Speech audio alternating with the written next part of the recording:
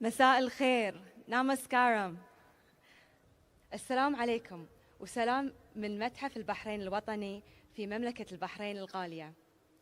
من دواعي البهجة والسرور إن أرحب بكم اليوم في هذا الحدث الهام لإنقاذ التربة.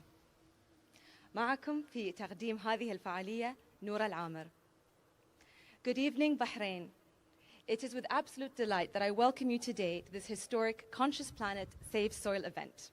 I am your host today, Noura Al-Amr.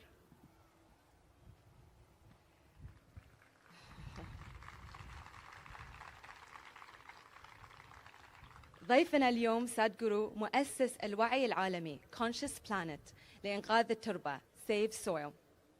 لقد بدأ رحلته من الدراجة الهوائية من العاصمة البريطانية لندن بتاريخ 21 مارس متوجها إلى الهند، واليوم هي اليوم ال57 في رحلة 100 يوم. Today, the 15th of May, marks the 57th of Sadhguru's iconic 100-day journey across the world to expedite the awareness of and restore soil health. 40 days, braving relentlessly through storms, rain, and snowy mountainous terrain, and sandstorms now, driving ceaselessly with a pizzazz that has the world watching with bated breath. A lone rider at 65, starting from London, crisscrossing through Europe, and now he is here in Bahrain.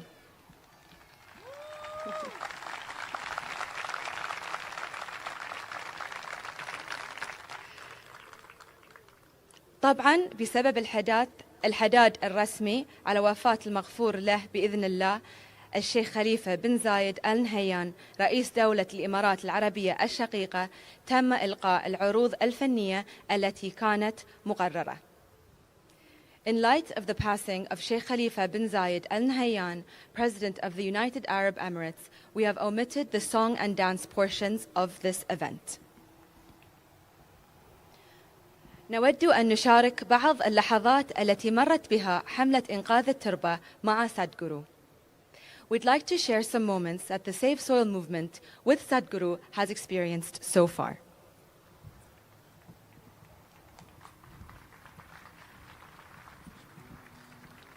You mentioned that people are still yet to come. Did you say that part? Okay, anyway.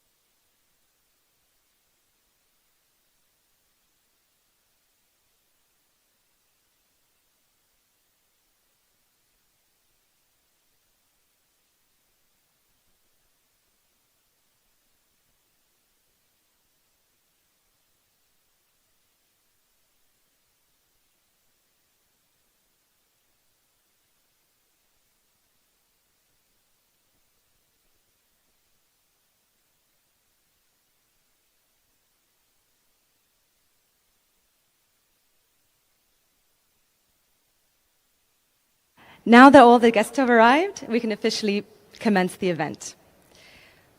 معا نتوقف مع دقيقة صمت حدادا على وفاة المغفور له بإذن الله الشيخ خليفة بن زايد آل نهيان.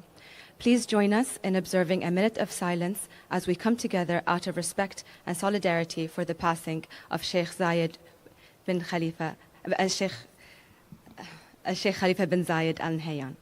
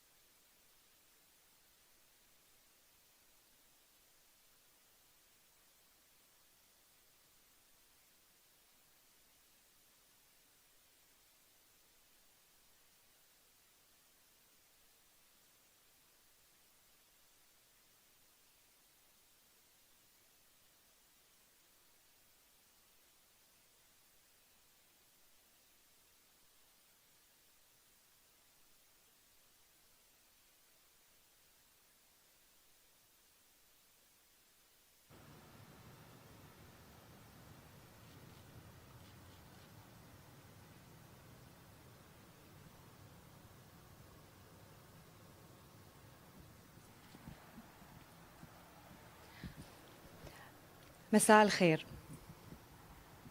Good evening, Bahrain.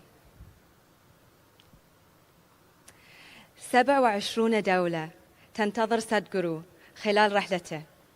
30,000 كيلومتر بين المملكة المتحدة والهند.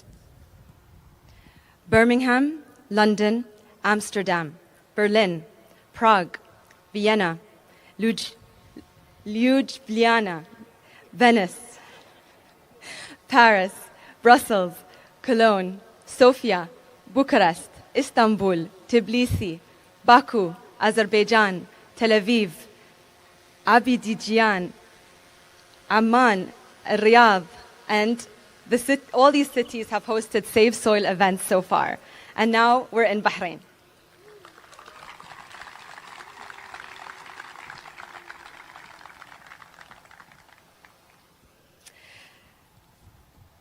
We're in Bahrain to spread a message today, a message of environmental awareness. Save soil is necessary to maintain life on our planet. وكل ذلك كل رحلة سادغورو ليس فقط لنا بل للأجيال القادمة على أرضنا. فلنتشارك جميعا هذه الرسالة السلمية على مواقع التواصل الاجتماعية باستخدام هاشتاغ Save Soil وروابط Conscious Planet. The world is rallying for Save Soil. Sadhguru is riding, not for you and me, but for our future generations. Helping us spread and share this message on social channels, please use the hashtag Save Soil and tag @Conscious Planet. أدعوكم الآن أن نشاهد فيلماً علمياً قصيراً عن أهمية إنقاذ التربة وأهمية هذه الحملة العالمية. The proverb goes, prevention is better than cure. We are at the cusp of time where every action we perform will either have an affirmative or negative impact for years to come. As occupants of a shared planet, we have the unique opportunity to be part of a solution to crises like soil extinction and desertification. Please see a video we're presenting to you that explains the science behind the Save Soil campaign. We are talking about climate change, carbon emissions, and global warming and various other aspects, but we are not addressing soil. Soil is the habitat upon which zillions of lives thrive. Once there is no richness in soil, then you have forsaken the planet in many ways. Every responsible scientist in the world and the UN agencies are clearly saying we have only 80 to 100 harvests left. That means approximately 45 to 50 years of agricultural soil left on the planet. By 2045, we will be producing 40% less food than what we are producing right now, and our populations will be 9.3 billion people. The food shortages that could manifest in the next 25 years, the consequences of that is unimaginable. Civil wars will unfold across the world once there is food shortage. But what we are facing now is soil extinction. Why is soil becoming extinct? Where is it going away? What is happening to our soil? We must understand, if you add organic content to sand, sand will turn into soil. If you remove all organic content from the soil, soil will become sand. In normal agricultural soil, the minimum organic content should be between 3 to 6%. The most minimum is 3%. At least this minimum to keep the soil alive, to keep the soil as living soil is a must. Agricultural soils across the world, the depletion is so heavy, in most countries, more than 50% of the topsoil is already gone in the last 100 years.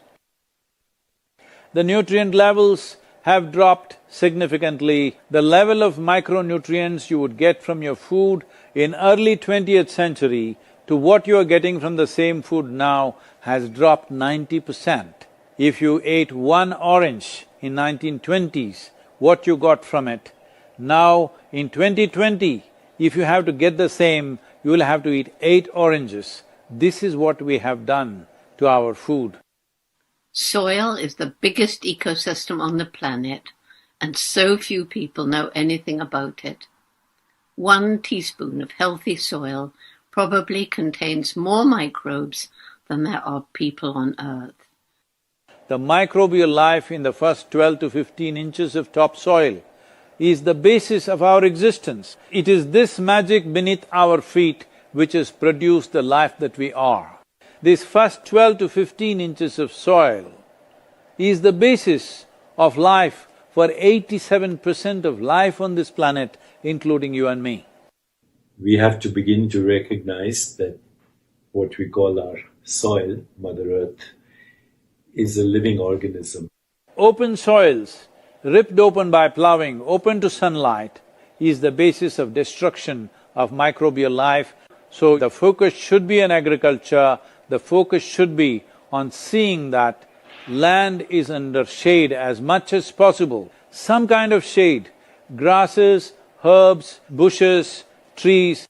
Conscious Planet is launching Save Soil movement to bring about a policy change to regenerate soil. As a part of this, I'm 65 and I'm riding 30,000 kilometers, a lone motorcycle journey, 30,000 kilometers across 24 nations to activate support from the citizenry to assure the governments long-term investments will be appreciated. So it's extremely important that soil regeneration is enshrined in the policy of every government on the planet. We must change the narrative on the planet that soil is a wealth, a legacy we have received from previous generations, and we have to pass it on as living soil for future generations. We are in a cusp of time. If you do the right things now, in the next 15 to 25 years, we can significantly turn this situation around and regenerate the soil.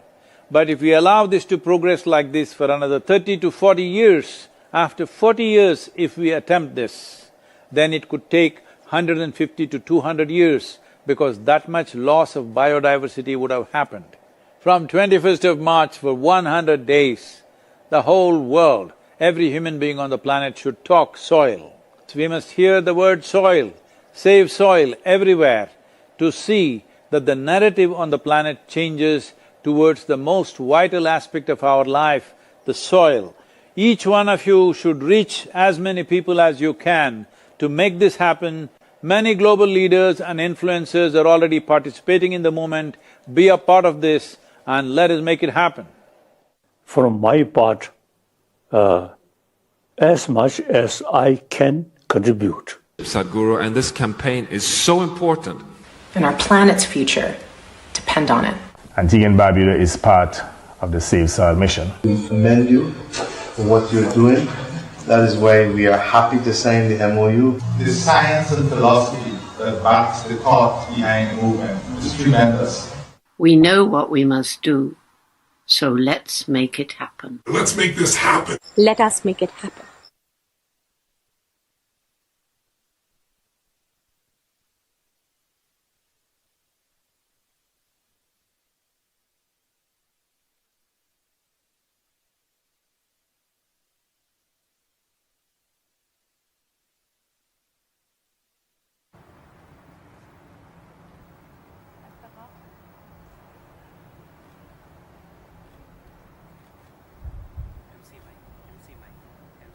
الثقافة في البحرين تهتم بالتربة والأرض وتحاول عبر نشاطها باحترام كوكبنا. ومع شكرنا للهيئة البحرين للثقافة والآثار على مشاركة عبر هذا الموقع المتميز، نعطي الكلمة لسعادة الشيخة هلا بنت محمد الخليفة مدير عام الثقافة والفنون. And now, to take this movement forward and decisively arrive at effective action, it is with immense pleasure that I welcome Sheikha Hela bint Muhammad Al Khalifa, Director of Culture and Arts Directorate, to please come on stage and address the audience.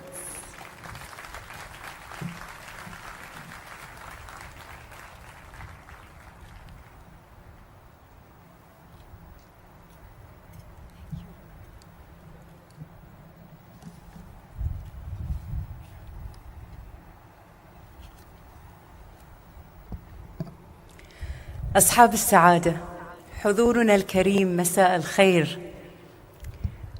أنا في غاية السعادة هذا المساء بأن أستقبل معكم في رحاب متحف البحرين الوطني سدغورو، وأن أرحب بقدومه إلينا في مملكة البحرين. وإني سعيدة أكثر بأن أوجه إليه تحية الاحترام لشخصه وتحية الإكبار للحركة النبيلة التي يقودها عبر العالم بجهد مثابر وتكاتف عالمي رائع في حملة أنقذوا التربة، والمسيرة التي تتشرف مملكة البحرين أن تكون اليوم إحدى محطاتها المميزة. ومن موقع المسؤولية الرسمية في قطاع الثقافة يمكنني التأكيد بثقة أننا في مملكة البحرين وبهدى من حضرة صاحب الجلالة الملك حمد بن عيسى آل خليفة حفظه الله ورعاه، وولي عهده الأمين الأمير سلمان بن حمد آل خليفة حفظه الله ورعاه، ننطلق من الإيمان العميق بحق الإنسان في بيئة طبيعية سليمة، وبحق الأجيال القادمة في تربة تمنحهم فرصاً فعلية لاستمرار الحياة على هذا الكوكب. وفي سبيل إنقاذ التربة نؤمن أيضاً بضرورة السعي الجاد والمنهجي إلى تأمين شروط سلامتها واستدامة حمايتها من التدهور البيئي بهدف الحفاظ على حيويتها لفائدة أجيال المستقبل، وصونا لمصير كوكبنا الجميل، هذه الأرض العجيبة الرائعة التي يرتبط بها وجودنا البشري وتزدهر فيها كينونتنا الإنسانية. ومن هذا المكان المميز الذي يحتضن لقاءنا هذا المساء يمكنني القول أن متحف البحرين الوطني، هذا المعلم الثقافي الغني الذي نفتخر به، هو بمختلف محتوياته الثرية خير من يحكي قصة بلادي عبر كل ما اختزنته وحفظته تربة البحرين على مر الحقب والعصور منذ حضارة دلمن وما قبلها وحتى يومنا هذا. وكما ورد في القرآن الكريم قول الله تعالى: بسم الله الرحمن الرحيم: وترى الأرض هامدة فإذا أنزلنا عليها الماء اهتزت وربت وأنبتت من كل زوج بهيج. ولقد لا نجد تصويراً أبلغ ولا معنى أعمق من هذه الآية الكريمة في توصيف حال الأرض وتربتها الكريمة التي تمنح الإنسان فرصة الحياة والنماء وديمومة الوجود بكل ما يمكن أن تعطيه إياه من خيرات وثمار. لذلك كله يسعدنا جداً أن نرى هذه الحملة العالمية الرائعة أنقذ التربة تتقدم وتتسع وتكتمل حلقاتها نحو تحقيق الأهداف المرجوة، ولتعزيز الوعي بوجوب العمل المستمر من أجل إنقاذ التربة وسلامتها والتخفيف من آثار التدهور البيئي المريع الذي يهدد ديمومة الحياة على وجه الأرض. ولا يفوتني في مطلع هذا اللقاء الجميل بكم أيها الحضور الكريم أن أجدد التحية والتقدير لسادغورو والترحيب به على أرض البحرين، كما لا يفوتني أن أشكر لكم جميعا اهتمامكم ومشاركتكم، وأن أتمنى لهذه الحملة الرائعة كل التوفيق.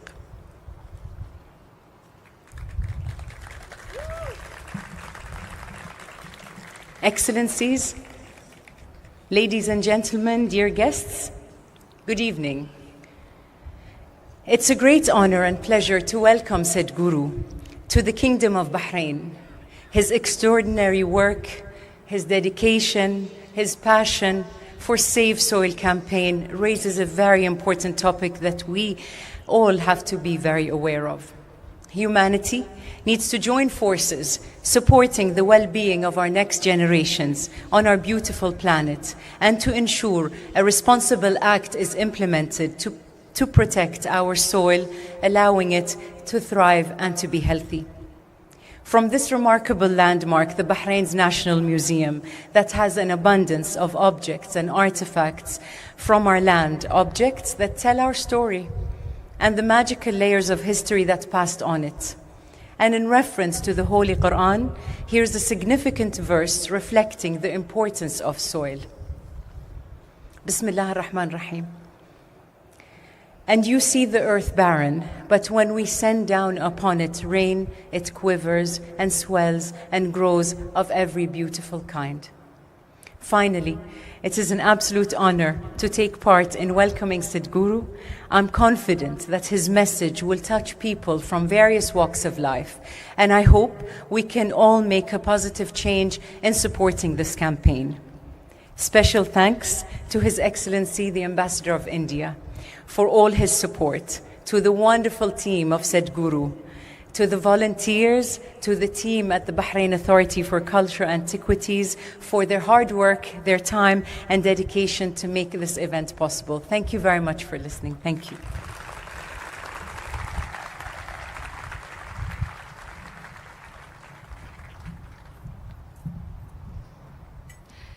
شكرا الشيخة هلا على هذه الكلمة الجميلة. الهند الحاضرة دوما في الحراك الثقافي والاجتماعي البحريني. لها الكلمة عبر سعادة السفير الهندي، فليتفضل.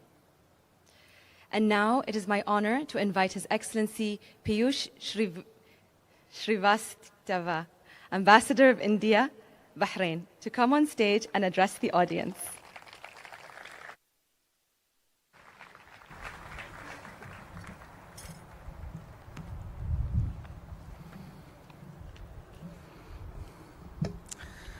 Thank you, Honorable Sadhguru Ji, Your Excellency Sheikha Hala bint Mohammad Al Khalifa, Director of Bahrain Authority for Culture and Antiquities, Excellencies, distinguished guests, dear members of India community, friends from media, ladies and gentlemen, Namaskar, Assalamu Alaikum, good evening to all of you. I am honored to be among all of you who have gathered here to support Save Soil global movement initiated by Sadhguru Ji. We welcome Sadhguru Ji and his team to the Kingdom of Bahrain for this noble cause. As you all know, we have seen in the film, Sadhguru Ji is here in Bahrain as part of Conscious Planet Save Soil global movement to create awareness about land degradation and advocate for healthy soil. Sadhguru Ji's Safe Soil movement seeks to activate and demonstrate citizen support across nations as he rides a motorcycle, traveling across 27 nations, 30,000 kilometers in 100 days and empower governments to initiate policy-driven action to revitalize soil and halt further degradation. Safe soil is definitely the need of hour, and soil extinction is the gravest threat to the humanity right now. Sadhguruji's visit to Bahrain is taking place at a time when India and Kingdom of Bahrain are marking golden jubilee of establishment of diplomatic relations. And India's 75 years of independence, our history rooted in trade, culture and people-to-people connect dates back thousands of years to Indus Valley and Delman civilizations. Our robust and diverse bilateral cooperation include key areas of environment, climate change, renewable energy, agriculture and food security. Institutional mechanisms are in place or being discussed to promote our collaboration in these highly relevant contemporary areas. Honorable Sadhguruji, Bahrain is among the preferred destinations for the Indian community. Indian community comprises about quarter of population of Bahrain, a cross-section of which is present here to listen to you. I must say I have been here for 2 years and I think primarily because of COVID and also otherwise, I haven't seen such a large gathering. Thank you all for coming in such a large number, taking time from your busy schedule. Sadhguruji, it's a vibrant and dynamic community which has contributed to the economic development of the kingdom. Our community is witness to the liberal and welcoming society of Kingdom of Bahrain. This small island has welcomed the Indian community and all expat community with really a big heart. The vision and policies of peaceful coexistence of the leadership and government of Bahrain have provided a conducive environment to the Indian community for them to excel professionally as well as to live happily, peacefully and comfortably in the kingdom. I take this opportunity to convey our thanks and gratitude to the government of Kingdom of Bahrain for all the assistance and support extended for the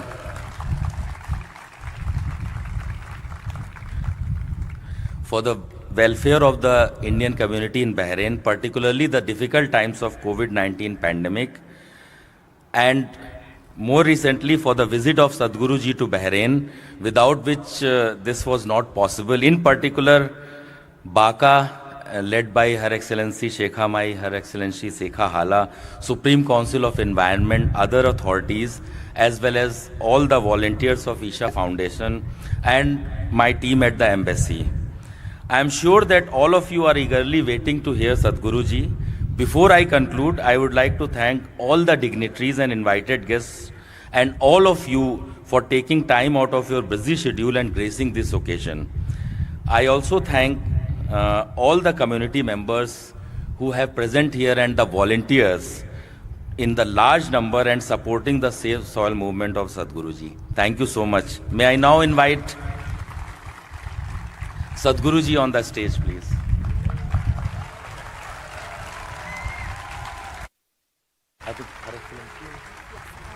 Her Excellency Sheikha Hala.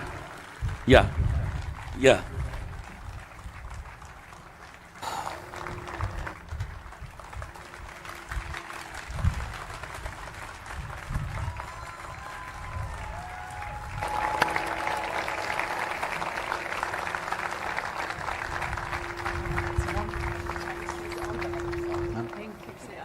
Next to you. I'll hold the English side, okay? I'll hold the Arabic one.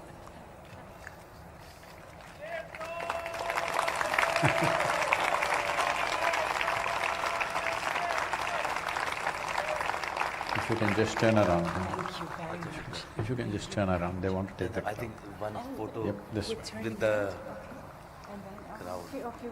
Hey, all of you, come on, now, words.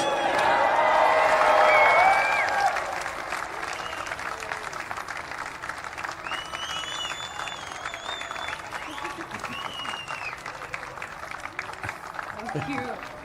Thank you. Thank you. Namaskar. Stage floor is yours, Sadhguruji.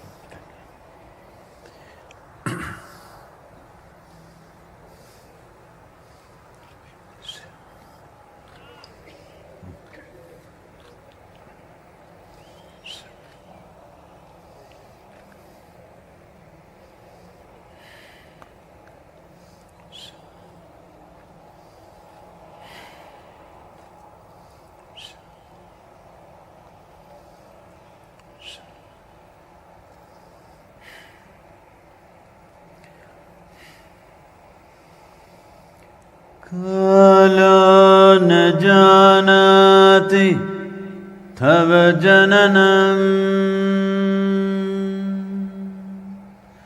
Kala na janati tava samapanam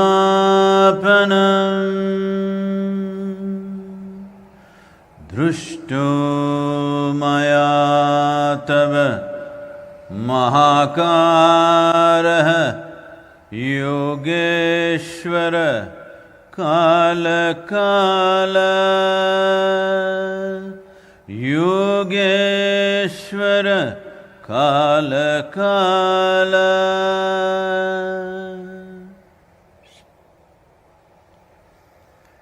Namaskaram and good evening to every one of you. Well,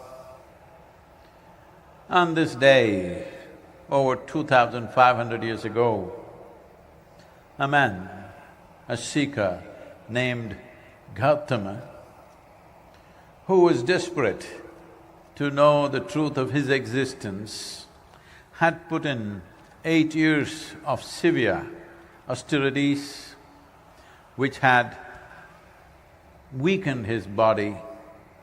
He was literally on his last legs of fasting and hurting his body in so many ways.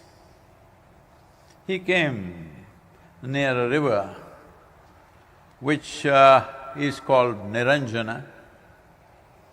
Unfortunately, that river doesn't exist anymore. We have killed many rivers in Indian subcontinent, this is one of them. So it was just a little, over 15–20 inches of water flowing. And he tried to cross it, just knee-deep water. But halfway through, he did not have the strength to continue. So he held on to a branch that had fallen there. And we do not know how long he held on. People say it was a very long time. But in his weakness, he might have even a few minutes might have felt like a long time. But he had no strength to take the next step. At the same time, he was not the kind to give it up. So he held on for supposed to be a very long time. And then he realized, what am I doing? What am I doing with myself?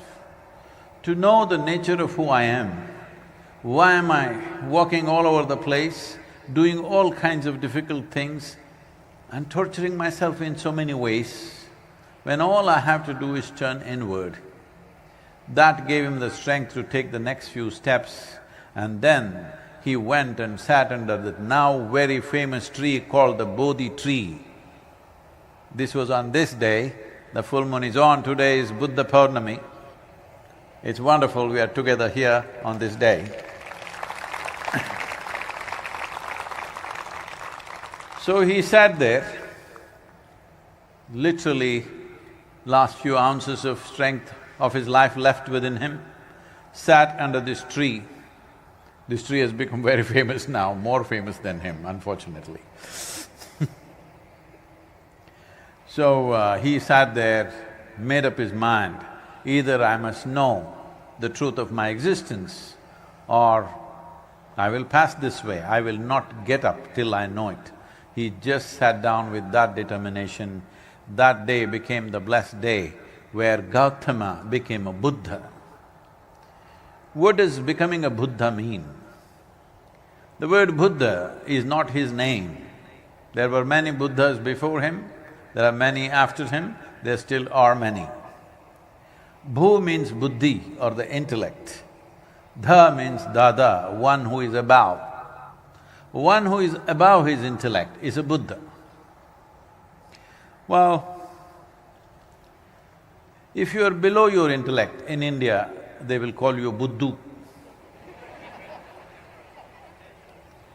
If you are in the intellect, you are a non-stop suffering human being. Yes, human beings are not suffering anything other than their own intelligence. The sharpness of their intelligence is cutting them into pieces. Hello? Hello?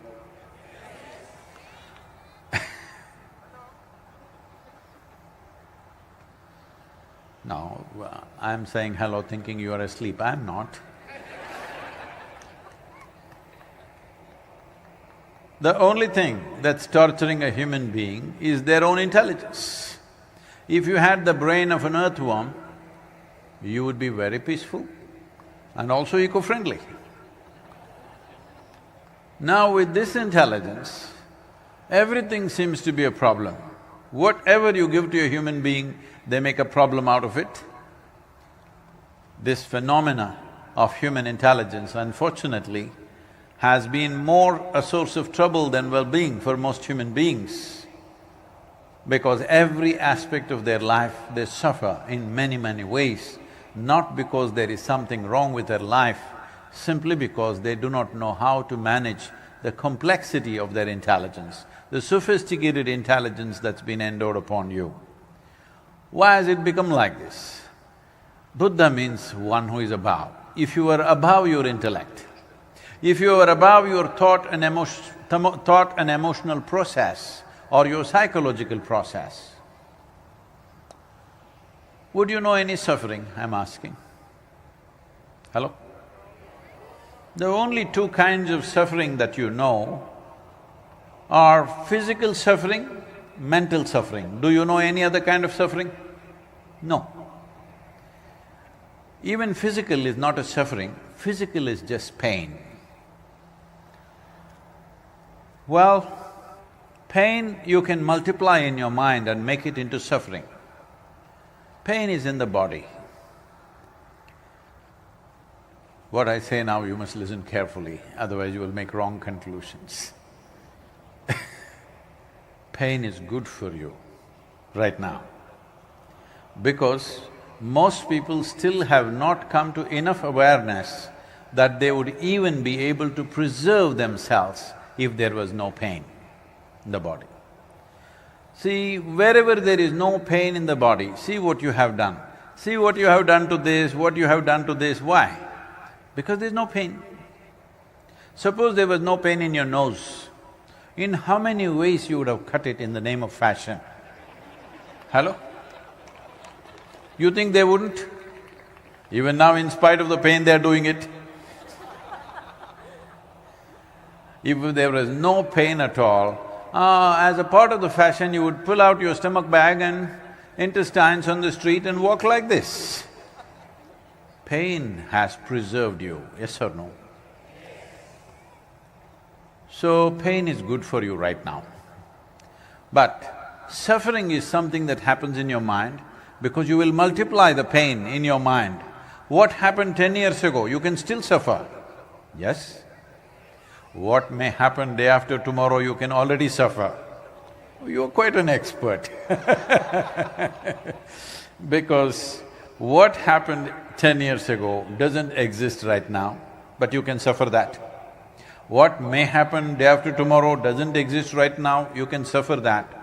If you're suffering that which does not exist, I don't want to call you names, but you tell me, hello? If you're suffering something that does not exist, what do you think is the problem? The case. Hello? It's a psychological case. Only solace is, everybody is like this only. That is how it is in the mental asylum. Only the doctor looks crazy, everybody seems to be normal. So right now, this is all the human condition is. So on this day, on Buddha Purnami, the glorious moon is out today, this is Buddha Purnami moon. On this day, Gautama realized that the only way to be free from suffering is to be beyond the mind. Once you're above your physicality and your psychological process, that is the end of suffering. And only when there is no fear of suffering will you walk full stride in your life. Otherwise, every step that you take is a half a step, because the fear of suffering, what will happen to me, what will happen to me, always holding you back. I want you to look at your life carefully. Every aspect of life, whether it's your profession, your personal life, your marriage, whatever decisions you make, always the fear of suffering is determining what you do and what you do not do. Isn't it so? This one thing goes away from your life, you will realize the full potential of what it means to be a human being. People say, Sadhguru, you are a superhuman being. No, this is not about being superhuman. This is about realizing being human is super. Being human is super because even according to the evolutionary scale of things, you're on top of the world. Hello? Hello? Above all creatures in terms of capability and competence, but look at the mess we are making out of ourselves. Hello? Look at the mess we are making out of ourselves as individuals and as a humanity as a whole and the world and the planet. What a mess we are making out of it. Because our intelligence needs a conscious handling. But right now, our intelligence, we are still treating it in a compulsive manner. You know, the genetic scientists are saying that the difference between you and a chimpanzee, the DNA difference between you and a chimpanzee is only 1.23%. 1.23%, not much of a difference, isn't it? Hello? Not a passing mark for sure. 1.23%, is it a great amount of difference? So I'm saying that is how close you are physiologically to a chimpanzee. But in terms of intelligence and awareness, you're worlds apart from a chimpanzee, and this is your problem. You have an intelligence for which you don't have a stable enough base. Now your own intelligence pokes you all the time. Even if you're alone, you suffer. This means you're in bad company, isn't it? Hello? If you are with me and you're suffering, you can blame it on me. But if you're alone and you're suffering, obviously you're in bad company. If you do not fix that one company, well, you will always live in suffering and fear of suffering. When there is suffering, it is on. When it is not, when you get a respite, there is a fear of suffering all the time. This is why Gautama became very important in the world. He gave methods as to how to be above the activity of our mind. The entire yogic system is just about this, how to be what you are and how to keep what you have gathered. When I say what you have gathered, I'm going to ask you a few questions, will you answer or will you… Hello, all of you, I'm asking all of you there. Yep.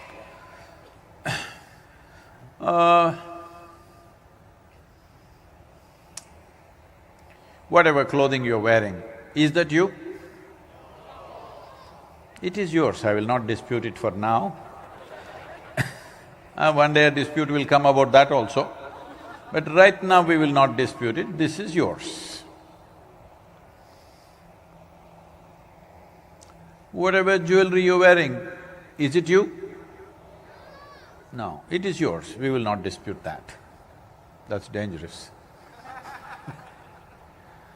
When you were born, you were only this much, huh?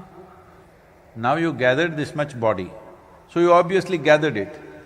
Is that yours or is it you? Hello? The very body that you carry, is that you or is it yours? It's me and mine, this is a clever ploy. Me and mine. See, anything that you gather, right now, this is a very famous vessel, now I will pick this up. It's famous because it's traveling with me, you know. It's not done anything significant, but now I'll pick up this vessel and say, this is my vessel. You will think, oh, Sadhguru seems to have some problem. But let us listen, everybody says he's very wise. After some time I say, this is me, then you will say, let's go. Because this is dangerous. Because the moment somebody claims that which is not you as myself, there is a serious issue, yes or no? This you're doing every day. Food appears in front of you, food appears upon your plate, you say, this is my food. You eat it, then you say, this is me. There's a serious problem here. Your body, you gathered over a period of time, yes or no? What you call as my mind is a heap of impressions. This also you gathered over a period of time, yes or no? So what you think is you is actually what you gathered. What you gather can never ever be you, it can only be yours at the most. So this body, this mind, if this is not you, what the hell are you? This is what he went on searching, Gautama. He's not from moon, he's from this planet, because yesterday Shekhar was pointing about every wonderful girl around her and saying, this is an angel. I said, don't say this, these are all wonderful human beings. There are wonderful human beings in the world, hello? Everybody who is wonderful, if you change their origin from somewhere else, now there'll be a problem. Human beings will have no aspiration to be wonderful. You know, we are a volunteer organization, over 5,600 full-time volunteers and over 17 million part-time volunteers, so every day people have issues. What are they clapping? I'm talking about my problems and they're clapping. Because running a volunteer organization means nobody's trained for the job, very enthusiastic. They're always on the go, enthusiastic, but they don't know what to do. And you can't fire them for inefficiency because they're volunteers. You run something like this, you will go mad. So here things will be happening, you know, we are like 7 days of the week, 365 days, nearly 18-20 hours a day, every day. So a lot of things happening. So somebody will come up almost every other day and say, Sadhguru, I can't work with this person, oh, she's horrible, I can't do this, that guy is like that, this guy is like this, I can't work with them. Then I tell them, see, this is the kind of horrible people that exist on this planet, like this one, like that one, like that one, like that one. These are all the horrible people we have. But if you see that what you're doing is very significant, you have to work with these horrible people. But if you want to work with perfect people, you must go to heaven and today. Hello? Because the problem is not about whether somebody is wonderful or not, the problem is just about, can you get the best out of people around you? Huh? Hello? For this, to get the best out of everybody around you, first and foremost thing is, can you get the best out of yourself, first of all? I want to set a standard for you, will you be okay? Hello? Should we set a low standard for you or a very high standard for you? See, high means a lot of climbing, difficult. High means places where you have not been. I don't want to torture your life like that. Let us talk about what you're capable of. I'm saying, look back on your life and see,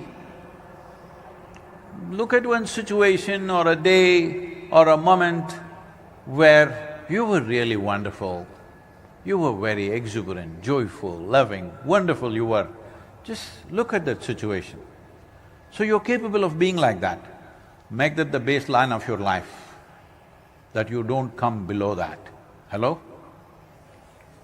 There were other moments when maybe you were a little nasty and horrible to somebody or to yourself, leave those things. Whatever was the most wonderful moment in your life, where you were wonderful, not the situation, make that the standard to be, because you're capable of that. Hello? I'm not asking you to do anything that you're not capable of. You're capable of being like that, Sustainability is the only problem. Hello? It's all about sustainability. You are capable of being joyful, you're capable of being loving, you're capable of being wonderful, but it's intermittent, it fires once in a way. It must fire every moment of your life. Hello? Because in your life, if you do not do what you cannot do, there is no problem. But if you do not do what you can do, you're a disaster. Yes or no? What you can do must happen, isn't it? What you cannot do, it's okay. What we cannot do will not happen, it's all right. I'm not asking you to do the impossible. What you're capable of must happen. Many, many times, you have been very wonderful. Hello? Hello, hello? Just make that the standard of your life. What are you waiting for? Because as you're sitting here, I don't know, you came and sat here at 7:30 or 8 o'clock? 8 o'clock. 6 o'clock, don't tell me. Okay, we will count from 8 o'clock because I came at 8 o'clock. Since I came here, both you and me are 1 hour closer to our graves. Hello? Yes, we are. Because what is ticking away is not the clock, what is ticking away is your life. If you are conscious of this, if you are conscious that your time, your life is running away like this. See, in southern India, when somebody dies, we don't say he died. We'll say kalamai tanga. This means his time got over. Perfect, isn't it? Actually, time got over, what else? All that happened is time got over, isn't it? And time gets over for all of us. If you do little inner engineering, we'll teach you how to kick the can a little bit, but still you will die. Yes, it's very important that you should know this. We can teach you how to postpone it a little bit. There is no technique to avoid it. You know this, all of you? No, I just want to check, am I talking to mortal human beings or immortals? Because there is nothing to do with immortals, they're hopeless cases. Once they become immortal, they are absolutely hopeless because you can't talk to them. Hello? Did I hear that Alexander came to Bahrain, is it? Okay.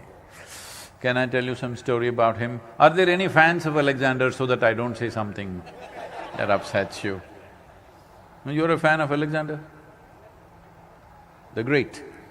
Okay. Okay, unfortunately, we have done this in the world. We have labeled certain people as great simply because they were conquerors. I don't know personally how many he killed, but people claim personally he could have killed over 15 to 20,000 people, that is with his own sword. Overall, his armies killed nearly 1.5 million people in those days when populations were way below what it is today. Killing 1 million people in those days. In strange lands, you go and simply kill people and say, I've done it, and go to the next land and kill people and say, this is it. Once you make such people great, and your children read in the books that killing is the greatest thing I can do, you have set a wrong direction for the world itself, isn't it?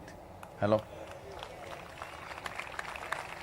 Because all of you must think about this, because today we are in this phase of… we call this entertainment. You watch any movie, if there is an issue between you and me, because human beings have issues, it's okay. Hello? We have disputes and issues. If I have an issue with you, the best thing is I bash your face up till it becomes like a watermelon. Hello? Yes or no? Every movie is depicting this or no?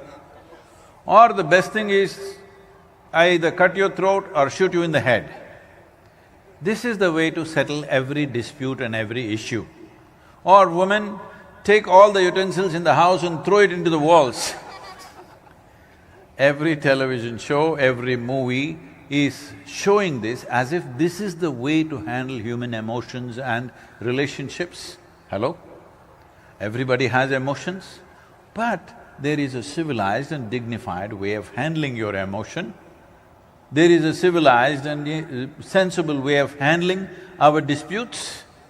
There is never going to be a world without disputes. Hello? Yes or no? Always. Within the family there are disputes, among people there are disputes, among nations there are disputes. Always there will be disagreements and disputes. But how we conduct it is left to us. If we conduct it in a civilized way, it will lead to solutions.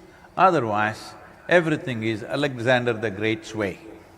But anyway, he was so great, but an Indian mosquito, that too a female mosquito, killed him. You know this. He died of malaria on the borders of India. So, however great you are, this is how you end. It doesn't matter how great you think you are, this is how you end. That we die. This is the kind of people we are. We are all dying people, is it okay? Oh, Sadhguru, why are you telling us such things? I'm telling you, if you do not understand that we have a limited amount of time, you will waste this time that we call as life. Yes or no? Doing things that won't matter to you. If you know there is a very limited amount of time, you will do things that really matter to you. And that's important, that in your life you're doing something that genuinely matters to you. Otherwise, you will do all kinds of silly things that don't matter to you. And anyway, I'm just telling you, revealing a secret to you, at the end of your life, there is no container service. No, those of you who have converted your homes into warehouses, I'm just telling you, there is no container service. You come with nothing and go back with nothing, and it's great. At least that's an eco-friendly thing. At least if you have not done anything significant, at least you put this body back into the earth, which is a wonderful thing to do. But unfortunately, that also people are disputing today. Right now, about 2 months ago, somebody started an enterprise in United States where when you die, whenever that is, I bless you with a long life, but when you die, if you pay them $1.7 million right now, they will take your body and leave it in the space. Because there is no oxygen and there is no microbial life there, your body will not rot, it'll be the same way. And your body will float forever and ever out there, till somebody picks it up. We don't know, it's a vast space out there. You want to do this? I'm taking the bookings, $1.7 million. I'm saying, if we don't have any sense in our living, at least in death, we must put this back into the earth because that's where we took it from. Hello? At least this is one eco-friendly thing that everybody can do to enrich the soil. Is that the only thing you'll do? Huh? Is that the only thing you'll do? No. So why this soil became an issue? See, this has happened not because there is some evil force sitting somewhere wanting to destroy planet Earth, nothing like that. Human aspirations, in search of human happiness and well-being, all these damages happen. Right now the living Earth statistics says, because this has become the ideal, American way of life, United States has become an ideal in many ways because of Hollywood and so many other influences. If all the 8 billion people have to have what an average American citizen has, we need 4.5 planets. But right now we have only half a planet. 52% of the world's topsoil is already gone. With half a planet, if we have that kind of aspirations, well, we're heading for a disaster.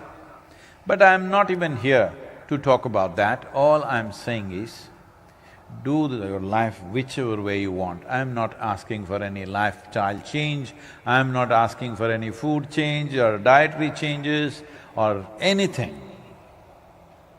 Because soil is in such a precarious condition where we are talking about soil extinction. At this point, we don't want to divide the humanity, we need every one of them.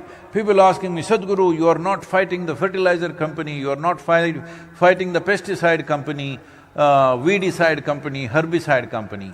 No, the only thing I'm fighting is the suicide company.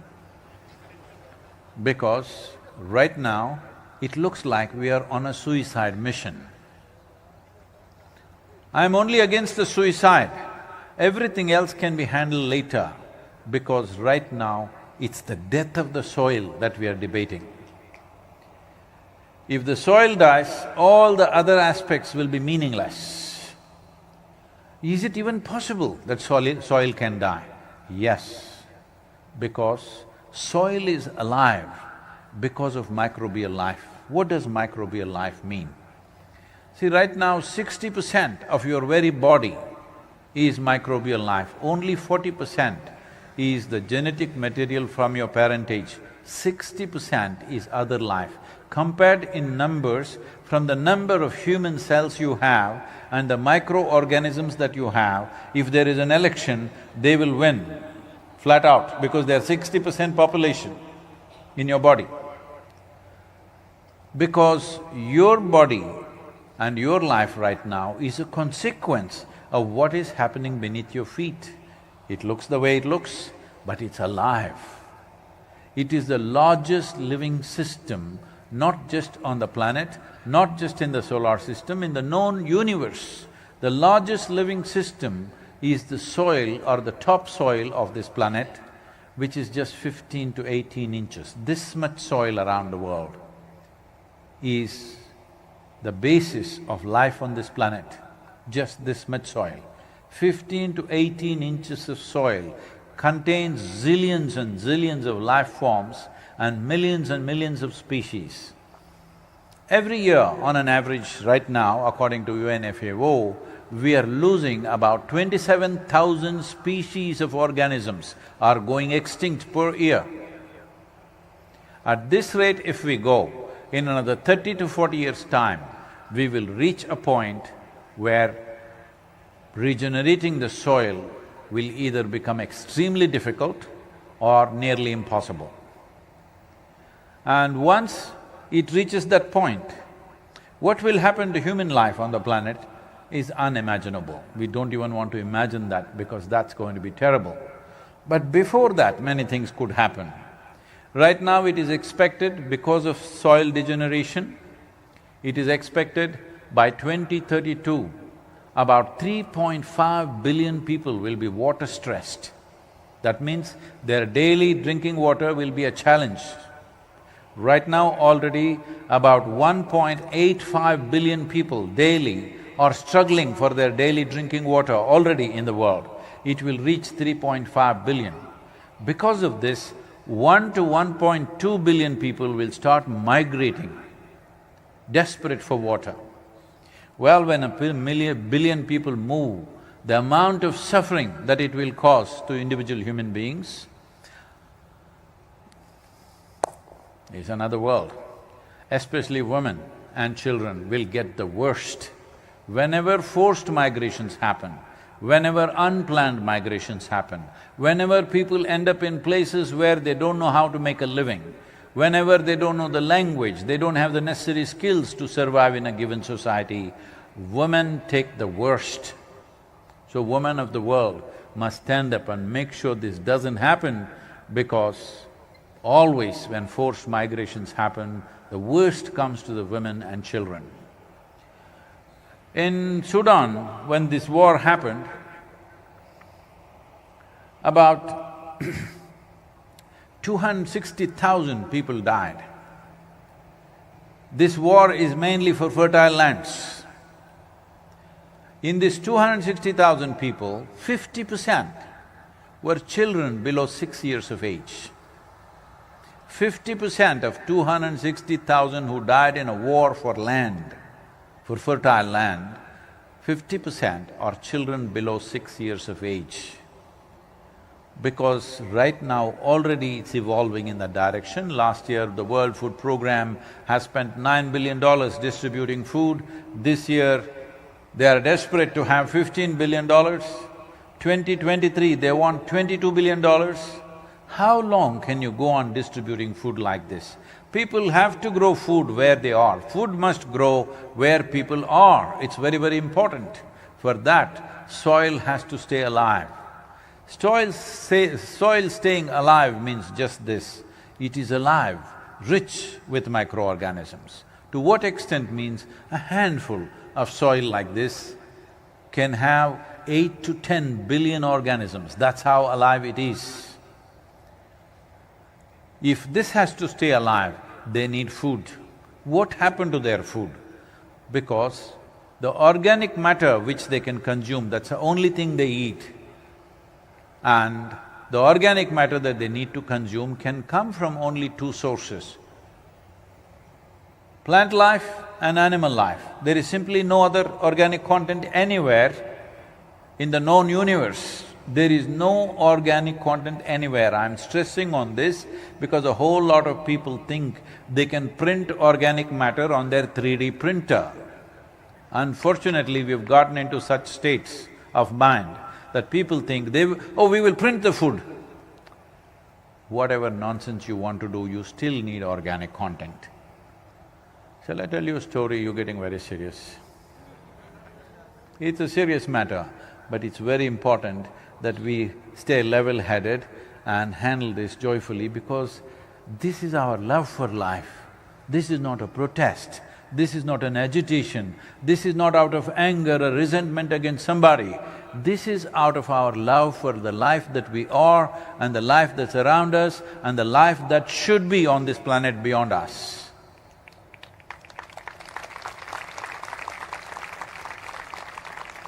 This happened in 2060. When? Hey, come on, how to tell a story to this kind of person? When I say something, once upon a time, what happened? Hello, then we can tell a story. How to tell a story to you? This happened in 2060.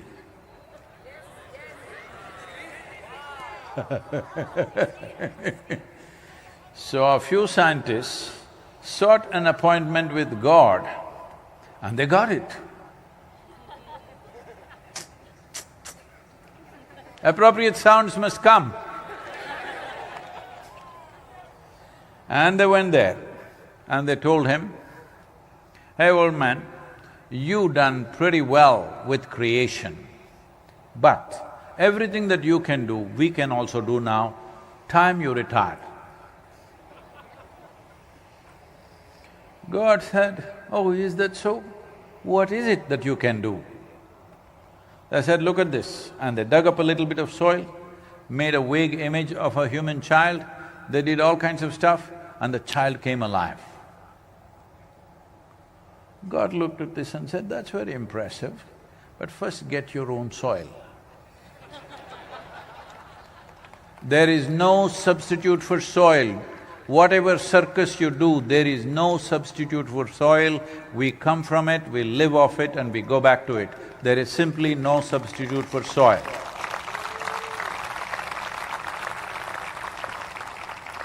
This 15 to 18 inches of soil that you see as topsoil is the cream of this planet. It has taken thousands of years to make this soil the way it is, for these lives to proliferate and get here. Even in terms of evolution, you have happened only because of this microbial life. Somewhere approximately 1 billion years ago, scientists say, whatever number of years, it doesn't matter, but one day, one very smart algae or a fungi came up with the fantastic idea how to cook food with the perpetual energy of the sun, and started cooking food using the sunlight. This is a phenomena that today we identify as photosynthesis. Before photosynthesis started, The oxygen level in the atmosphere was a shade over 1%. Today it is around 21%. This is why you and me are breathing. You and me are alive right now because of 21% oxygen. Even with a mask on, you can breathe because it's 21% oxygen. If it was 1%, you think you and me would be here? So this is a consequence of the photosynthesis. But what has happened to photosynthesis? In the last 1,000 years, we have reduced photosynthesis by 85%. 85%. What's our plan? I think we are on a suicide mission. Hello? So it is not about this side, that side, it's suicide that we need to avoid. It is suicide we need to ban in the world.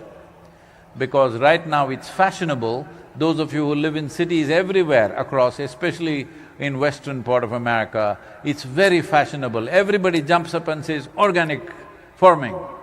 They never walked on the land, they don't even know how it works. Here we have a wonderful farmer sitting here in the front row. People who worked in the land, they know how backbreaking and heartbreaking it is to work on degenerated soil. People will say, organic farming.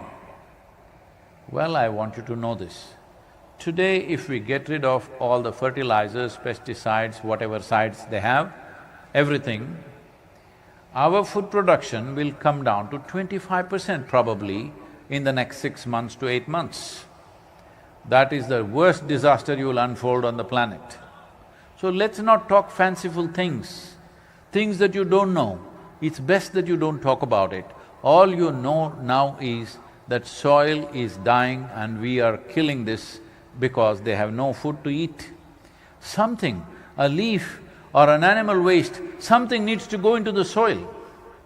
There are no animals on the land, there are no trees and plants on the land will die because organisms have nothing to eat, they need organic material to consume. So when we talk about achieving 3 to 6% organic content in the soil, we are just talking about giving a starvation diet for the microorganisms. If you raise the organic content to 8 to 10%, this I'm saying not from data, this I'm saying because we've worked with hundreds and thousands of farmers in the last 27 years. If you raise this to 8 to 10%, your irrigation requirement will come down to 30% of what you're using right now. If you're using 100 liters of water, it'll come down to 30 liters of water because soil's ability to hold water is greatly enhanced once the organic content and the organisms are active. Once they're living, they will make sure there's enough space to absorb water and hold it there. This is the only way the future generations can be safe on this planet, that a minimum of 3%. 3 to 6% is minimum. This much must come. Right now, this whole Save Soil is to push for making that policy. Everybody says, let me roll up my sleeves and I'll go and fix my kitchen garden. That's very cute of you, okay? But it is not a solution. It's not a solution. Solution will happen only when there is a policy in the world because 54% of the earth's land is seriously farmed right now. Another 18 to 20% is partially farmed. So totally 71% of the earth's land is plowed. 4.2% of the earth's land is paved because they are urban regions or urban areas. So totally 76% of the world's land has no photosynthesis. The croplands have photosynthesis for 2 to 4 months in a year, rest of the time they don't have. Urban lands, of course, you can plant a few trees, but you cannot replace all the buildings with trees, that's not a practical solution. Urban lands, you can leave it, you can make it little greener and make it more pleasant, that's about it. But it is the agricultural land which needs to be attended to. It is fashionable right now, I'm sure many of you here also, but it's very fashionable in the world to talk about, let's fix the rainforest. You don't have to fix the rainforest. If you stay out of it, it will stay great. Yes. Let's fix the oceans. This also the same thing. If you reduce the footprint upon the ocean, it'll be fixed. You don't have to do anything about it. 1 year, I'm saying, just 1 year, if human beings don't go out fishing in the ocean, everything will bounce back in a volume that you cannot even imagine. So nature is capable of this, but agricultural land is that piece of geography where every day a human hand is tending to it. And that land is a disaster. Where human beings daily, men and women are working on this land, that land is dying because there is no organic content. Just do one thing. You just look at any satellite images or whatever of agricultural lands across the world. Is there one plant or one animal anywhere? How do you expect it to stay alive? When you plow the land today with machines, 12 to 14 inches deep plowing is happening, and leave it open to the sun.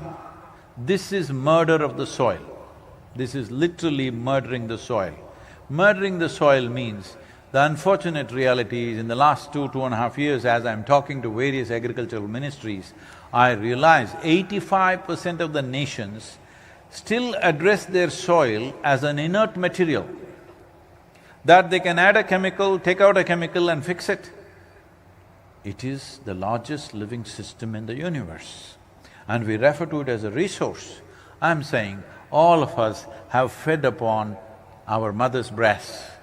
Do we ever call her a resource, or is she the source of our life? Huh? Are our mothers resource for us, or are they the source of our life? So it is the same, because the soil is the mother of our mothers. Without this, there is no life, and we think we are scientific. If there is no sense, all science will work against us, unfortunately. Hello? If the basic life sense is not there, science and technology will become the worst enemies of humanity because they will work against us. You can take technology and kill yourself, or you can take technology and make something. It all depends whose hands, isn't it? It all depends in whose hands it is.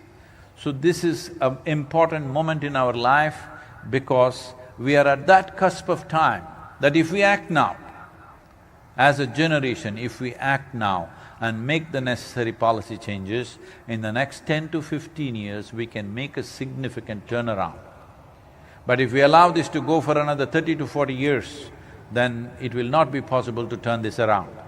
This is why you are important, because you are this generation of people, and never before any generation had the empowerment that you have, that here, sitting right here, or sitting in your homes or in your offices, you can reach the entire world. Never before was it possible. We are talking about Gautama the Buddha, a gentle being like that, as great as he was, when he spoke, hardly 10 people could hear it. Yes or no? Today, you can sit at home and speak to the entire world if you are committed and willing. All I'm asking is, are you willing? If you're willing, this many people, nearly 6,000 people sitting here, if you make up your mind, you know that you have a smart friend in your pocket, hello? Huh? Smarter than you? Must be, because unless somebody is smarter than you don't refer to them as smart, isn't it? All right, you have this very smart friend in your pocket. This is a powerhouse. If you use this right, just these people… See, right now, they are telling me the metrics. Since 21st of March, since I started this journey in London, or a little before that in Caribbean, nearly a little over 2 billion people could have spoken about the soil aspect. Before that, 4 months ago, the word soil was not heard of. When I started in London, a journalist came to interview me and said, Sadhguru, why are you taking soil? You think the world will respond? It's a most unromantic thing, it's not like you, take up something, save the sky. Soil, why? Well, since then, over 2 billion people have spoken, but that's not enough. I need 3.5 to 4 billion people to speak so that we can compel every nation in the world to make the necessary policy. Just all of you here, 6,000 people, if you make up your mind, you can do that 2 billion. What is it? Your hands will stay busy like this or will you get like this? Hello? Use the skills that you have, use the knowledge that you have, use the technologies that you have and make this happen. Because if we don't do this now, in another 20 to 25 years, we will be a very regretful generation. I don't want you to go there, nor do I want to go there, nor do we want our children to go there. Hello? This is our moment. As a generation, what we do.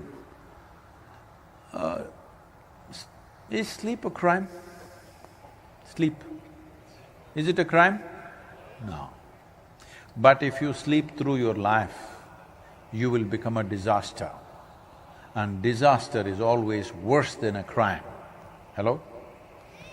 So let's not sleep through this. I am not asking you to go and fix all the soil on the planet.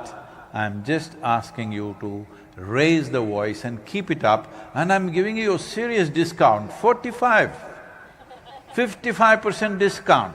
When I started in London, I was telling everybody 100 days. Now I'm saying 45 days, 55% discount, you can't say no to me. Hello? Hello? Are you on? Can I treat you as an earth buddy? That means minimum 15 to 20 minutes a day you spend every day consciously spreading the message, not about me, about the soil. This is the important thing, because this is the mother of our mothers. Everybody that we know came out of this. Whether it's a worm or an insect or a tree or a bird or an animal or a man or a woman, everybody came out of this, yes or no? If we destroy this, we are destroying life on the planet, and this is a crucial moment in our life. Right now, nearly 72, 73 nations have already expressed their intent to make soil policies, which is significant. And I just addressed COP15 in Abidjan in Côte d'Ivoire in Africa, and there has been a very positive receptivity out there. 197 nations, including European Union, CARICOM and Commonwealth nations, all of them were represented. If they are also pushing it from UN agencies, but without the people giving a mandate, most nations cannot take those decisions, because most nations in the world today are democratic. What democracy means is, you give them a mandate only for 4 years or 5 years in some nations. So you elect somebody for 4 years and you expect them to do something which will bear results after 15 years? Hello? Unless people give a mandate. Because I must tell you this, there are two facts that you must know. One thing is, not a single nation in the entire world, not a single nation in the entire world has minimum 3% organic content as an average in their soil. The highest we have is 1.48% in Europe, Northern Europe. Southern Europe has 1.1%. The United States has 1.25 to 1.3%. Africa has 0.3% as an average. India has 0.68%. This is an unfolding disaster. Not a single nation has minimum 3% organic content. So this has to be made into an incentive-driven policy. Every farmer who gets his field into 3% organic content, he must be given a certain incentive, a financial incentive, because we have reached a place where farming is not something that nobody wants to do. We are going there. In India, 63% of India's population is in farming right now. When we did a certain survey, we found out not even 2% of the farmers in the country want their children to become farmers. Why? Everybody wants to pile up into a city because it is heartbreaking. It is not lucrative to be doing farming. Unless we make it this way in the world, a farmer will earn, if not more, at least as much as an engineer or a doctor or a lawyer or whatever other professions which drive people to cities. If we don't do this, the food security of the world will suffer immensely. I'm asking, taking India as an example, in 25 years' time, if only 2% of these people are going into farming, you think you can manage to feed the population? This is true with the entire world. The same is true with the entire world. In some places it may look stark, in some places migrations are already leaving lands empty and walking away. If food was growing on the land, would anybody drag their families through unknown terrain and take them somewhere else? Do you believe that? If the soil was rich and it was possible for them to grow food on their lands, will they take their women and children and drag them through all kinds of places? Nobody will do that. So this migration is a serious issue and the root is soil degeneration. And another important fact you should know is, not in a single nation around the world has ever 60% of the population and stood up and expressed their concern for long-term well-being of the nation or the future of their children. Can you believe this? Not in a single nation. They will talk in tea parties and dinner parties like it's some kind of an entertainment. Ecology and environment has become the biggest entertainment in the world because this is what people discuss in dinner parties and tea parties, and of course they don't do anything about it. So a time has come where 60%, at least 60% of the adult population should stand up and raise their voice and keep it raised. 55% discount for you. 45 days, will you keep the pitch up? If you do this, making the policies happen at the government levels, we are working in various different ways. We will see how this will happen in the next 24 months after this is over. We are working on this to see this should happen. Is this my planet? Let me hear that, huh? This is our planet. This is our planet. We have found 1,000 ways to divide human beings.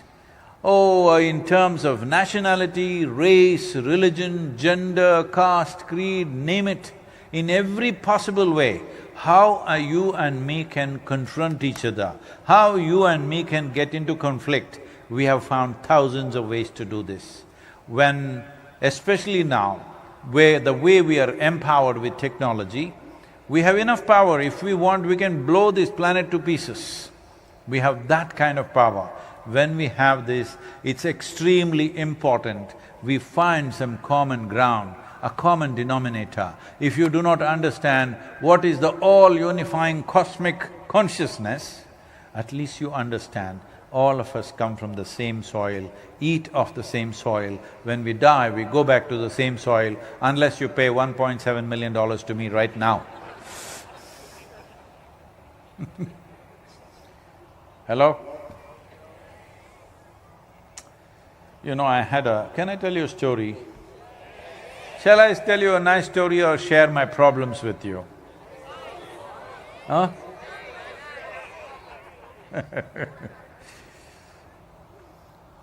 I had a great-grandmother who died at 113, 113 years of age, because she just refused to die. And she had a laughter. If she laughed, the whole street will shake, like that she will laugh. Can any of the ladies laugh like that today? Okay. Those days in the society, women were not supposed to laugh loudly. What a pity. No, I'm not pitying the women, I'm pitying the men. How did they live with women who cannot laugh? How do you live in a home where there is no laughter, I'm asking. But unfortunately it was like that, but this woman, when she laughs, everything will shake, like that she laughs and she doesn't die. So people said, when I saw her, from my memory, I only know her when she's over 100 years of age. But she was active and alive by herself and she will do various things. One thing that really kind of impressed upon my mind, one thing is she was a great storyteller. Endless stories. Endless stories means not many. If she starts one story, normally we met her only in the summer vacations, which is 35 to 40 days, we are there in our ancestral home. If she starts a story, the damn thing never ends before the vacation is over. Because the princess will comb her hair like this. As it is going, stories and stories will spill out of this.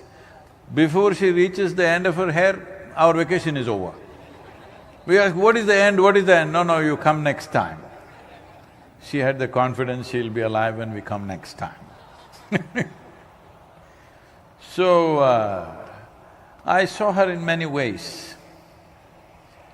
One thing that really struck me was, she would live by herself. She built a temple, not with any god, for herself. She sat in the temple, woman. She built a temple and she sits in the temple. So people started gathering around her and she… whatever. People loved her immensely. So when we are all… children are all there in the house, she would come at that time and stay with us. So in the morning, if somebody gives her breakfast, she will go feed the ants, feed the sparrows. There used to be sparrows in the world at that time. And feed the squirrels. More than 50 to 60% of her breakfast would go away like this. And there would be some self-appointed advisors, of course. Even I have some like that. They would be saying, oh, you old woman, you giving away all your food like this, you will die like this. They all died, she did not.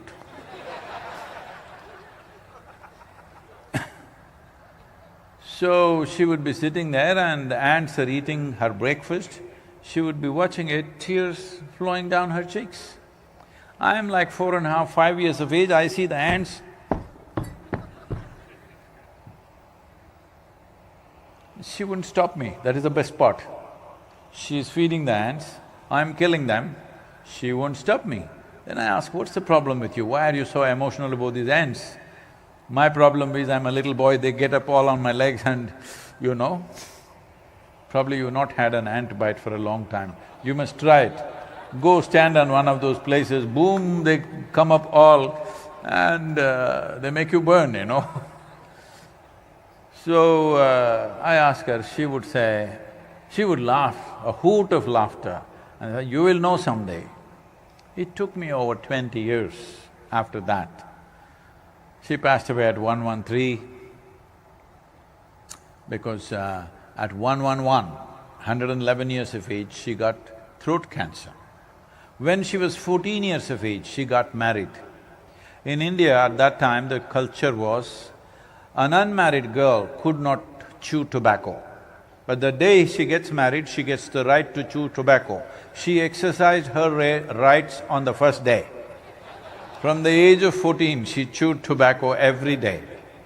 So at the age of 111, she got throat cancer and she refused to be treated. She did not even take painkillers. She was in enormous pain, this was like this. She was in enormous pain. But she just sat there. She couldn't eat anything for months, she just drank something, some rice gruel which was made very light, she would just sip that and simply sit there. She couldn't speak, this whole thing was swollen like this, but she just sat there. At 113, sitting down, she passed away. So, when I looked at this, she feeding these ants and tears would be flowing and she would be so blissed out just watching the ants eating. It took another 20 years. One day I was just sitting… Anybody familiar with Mysore city? Oh. Namoru Mysuru.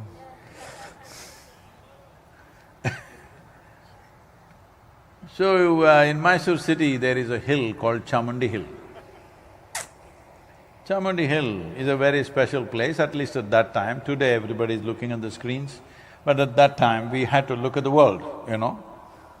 So when I was very young, 8–10 years of age, if we want to camp somewhere, we go and camp in Chamundi Hill. We want to do trekking, we go and trek in Chamundi Hill. It was big enough for us when we were little. And then when we grew up, we cycled up Chamundi Hill. Then we motorcycled up Chamundi Hill. We want to test motorcycles, we ride up Chamundi Hill. We want to have a party, we go to Chamundi Hill. If we fall in love, we must go to Chamundi Hill. If you fall out, you have to go to Chamundi Hill. If you have nothing to do, you go to Chamundi Hill. So I was busy with my businesses that I had started.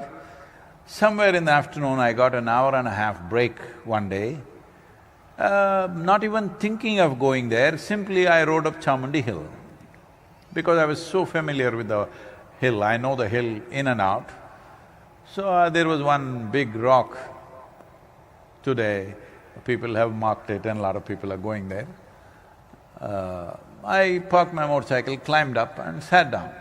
My eyes were still open. Suddenly I did not know which is me and which is not me. What was me was just all over the place. I thought this happened for about 5–10 minutes or maybe 10–15 minutes. But when I came back to my normal sense, about 4.5 hours had passed. For the first time in my adult life, tears, me and tears were impossible. Tears, to a point my shirt is all wet. And every cell in my body is dripping ecstasy. Initially, I am a super skeptic. I shake my head and think, what the hell is happening to me? Maybe I'm going off my rocker. Then I ask my closest friend, something is happening to me, I'm just feeling blissed out all the time. I think, come on, what did you drink? What did you pop? Come on, you ate the mushrooms, you did this. I knew there was no context, there was nobody around me to tell me what is happening to me. All I knew was, I have hit a gold mine and I don't want to lose it. So I experimented with this and I realized, if I just keep my hands off my mind, every cell in my body bursts out in ecstasy. I experimented in many different ways, then I found this is it. I thought I have discovered something absolutely fantastic. And I could not imagine who in the world wouldn't want to live blissfully. Hello? Who in the world? Then I sat down and made a plan. I was 25 years of age. I sat down and made a plan. On that day, the world's population was 5.6 billion people. I thought, in 2.5 years' time, I will make these 5.6 billion people really blissful, because who would not want it? See, now it's 40 years. 40 years, look at this. 7 days of the week, 365 days, I've been on and on. People today say we've touched about 2.2, 2.3 billion people in the world. That's not my idea of the world. Today the population is 8 billion. So I know I will die a failure in my life, but a blissed out failure. Yes. So now, at age of 65, much wiser than I was 25, still equally blissful, but now much wiser for safe soil. I am only asking you half the population, 4 billion. Will you make it happen? Let's make it happen, huh?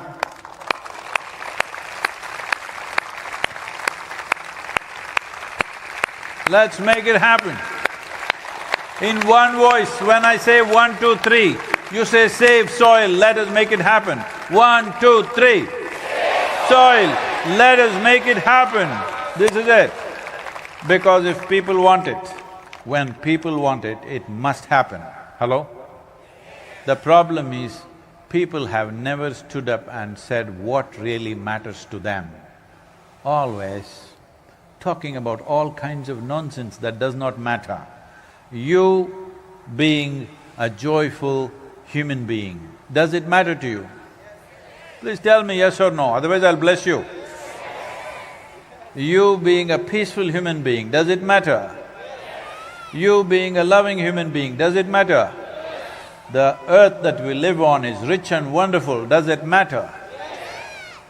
We must say a clear yes every day within ourselves and around us, this is important. This is very important. We are shy of saying things that matter to us, lousy things we will talk to each other. Hello? If we get angry, very easily we'll abuse each other. But if we get feel little love, hello? That's what you must speak. Hello? When your heart beats with love, you must speak. If nastiness arises, you must close your eyes and shut your mouth and sit somewhere. Yes or no? Hello? How many times I have to say hello to you in one evening? Huh? But you never asked me what was the story that my grandmother told me. So I will leave it.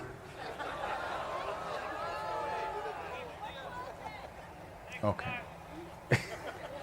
So, what's your name? I'm sorry, huh? Rashid. So, Rashid is a wonderful farmer in Bahrain, hard land to work on, but he's doing a good job.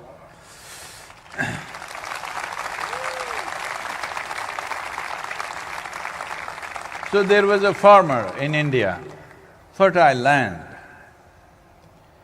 He worked hard and expanded his farm. Those days, nobody owned the land, you could cultivate what you could. So he did that and then he got 2 sons. Both the sons, hard-working, worked with him and they further expanded and they became very well-to-do.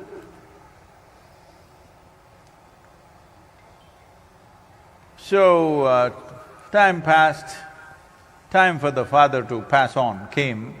When he was on his deathbed, he told his 2 sons, because those days there was no culture of dividing the land, only dividing the produce. So he said, whatever grows in our land, always, both of you should take 50% each.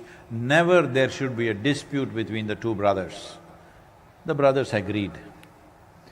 So this continued. One brother got married and he had children, 1, 2, 3, 4, 5 happened. The other brother never got married, he was alone. But the produce from the farm was divided equally 50-50 because that was the father's intent. They kept to that. Now one day, this man, young man, who was not married, who was alone, in his mind, one worm entered. You know, worms sometime enter your mind? Hello? This worm entered and the worm said, see, you're alone and you get 50% of the produce. Your brother has a wife and 5 children and he gets only 50%. Are you not ashamed? So, he felt bad. He tried to tell his brother, please, I don't need 50%, you take some.